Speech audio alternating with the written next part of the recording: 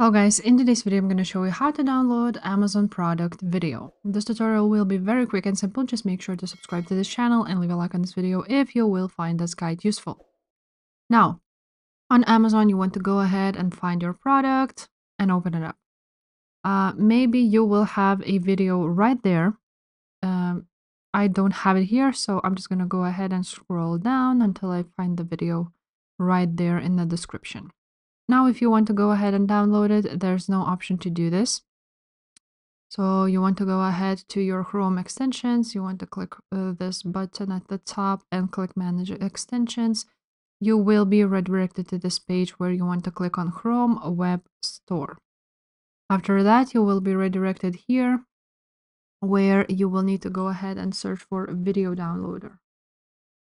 After, you will find the Video Downloader Professional. This has the most users, so I suggest you to use this one. And you want to go ahead and add it to your Chrome.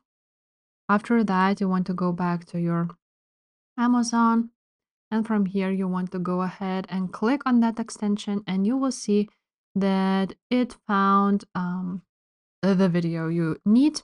And all you have to do is click download, save it, and your video will be downloaded to your computer. If this video was helpful, make sure to subscribe, and I will see you next time.